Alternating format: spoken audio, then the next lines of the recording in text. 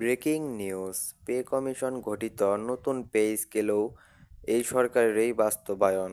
তো দর্শক, আজকে প্রথম আলো পত্রিকায় সরকারি চাকরিজীবীদের জন্য একটি গুরুত্বপূর্ণ প্রতিবেদন প্রকাশিত হয়েছে, তাই ভিডিওটি না টেনে শেষ পর্যন্ত দেখুন। আর এখন পর্যন্ত যারা আমাদের চ্যানেলটি সাবস্ক্রাইব করেননি, দ্রুত সাবস্ক্রাইব করে রাখুন। তো দর্শক, দেশের সরকারি চাকরিজীবীদের জন্য এসেছে এক বড় সুখবর।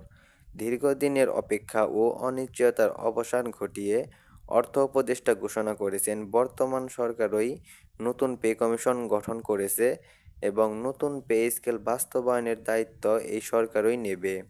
আজ রাজধানীতে আয়োজিত এক জরুরি সংবাদ সম্মেলনে অর্থ উপদেষ্টা বলেন, আমরা চাই না কোনো সরকারি কর্মচারী তার প্রাপ্য বেতন ও সুযোগ সুবিধা থেকে বঞ্চিত থাকুক।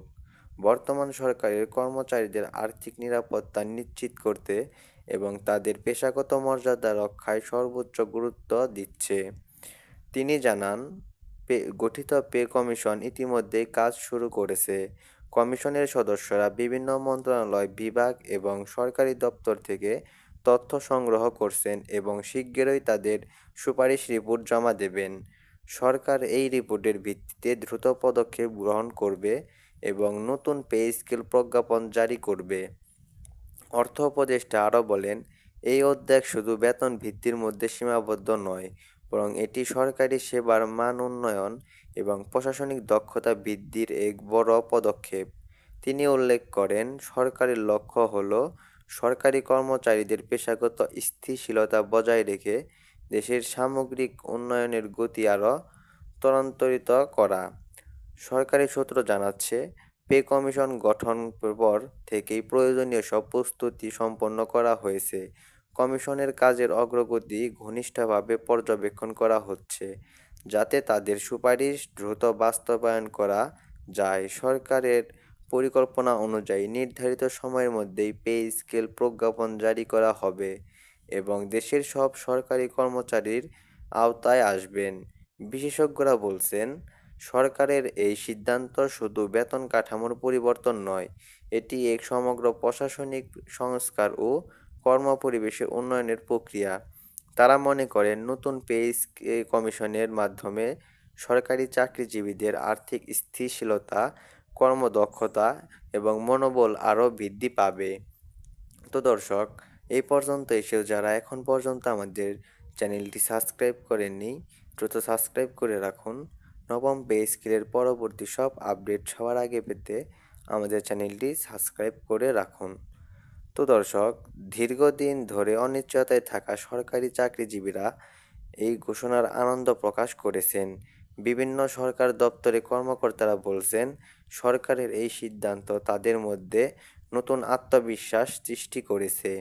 অনেকেই মনে করেছেন, এই উদ্যোগ নির্বাচনের আগে সরকারি সেবার মান বাড়ানোর এক ইতিবাচক পদক্ষেপ। সরকারি কর্মচারী সংগঠনগুলোও সরকারের এই উদ্যোগকে স্বাগত জানিয়েছে। তারা বলছে, এটি সময়োপযোগী ও সাহসী সিদ্ধান্ত, যা সরকারি কর্মচারীদের দীর্ঘদিনের দাবি পূরণে সহায়ক হবে। তারা আশা করছেন, নতুন পে কমিশনের সুপারিশ দ্রুত কার্যকর হবে এবং বাস্তবায়নের পর তা সরকারি সেবায় নতুন গতি আনবে। অর্থ উপদেষ্টা পরিষ্কারভাবে জানিয়েছেন, সরকারের এই পদক্ষেপ আর কোনো বিলম্ব হবে না। কমিশনের কাজ শেষ হলেই সুপারিশ বাস্তবায়ন করা হবে। তিনি আশ্বাস দিয়েছেন, সরকারি কর্মচারীরা আর কোনো অনিশ্চয়তায় থাকবে না। আমরা তাদের প্রাপ্য অধিকার নিশ্চিত করব। অন্যদিকে অর্থনৈতিক বিশ্লেষকরা বলেছেন, সরকারের এই সিদ্ধান্ত দেশের সামগ্রিক অর্থনীতিতেও ইতিবাচক প্রভাব ফেলবে, কারণ সরকারি কর্মচারীদের আয় বৃদ্ধি পেলে বাজারের ক্রয় ক্ষমতা বাড়বে, যা দেশের অভ্যন্তরীণ অর্থনীতিকেও আরও গতিশীল করবে।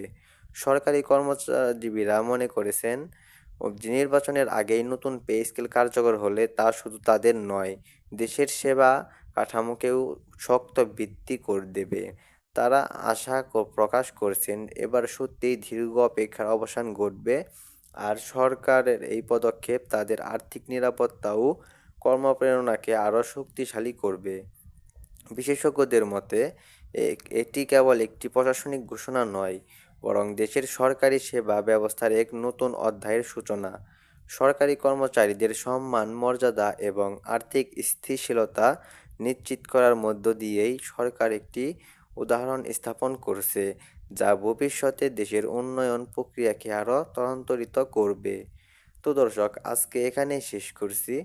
শেষ পর্যন্ত এসেও যারা এখন পর্যন্ত আমাদের চ্যানেলটি সাবস্ক্রাইব করেননি, দ্রুত সাবস্ক্রাইব করে রাখুন। নবম পে স্কেলের পরবর্তী সর্বশেষ আপডেট সবার আগে পেতে আমাদের চ্যানেলটি সাবস্ক্রাইব করে রাখুন। ধন্যবাদ।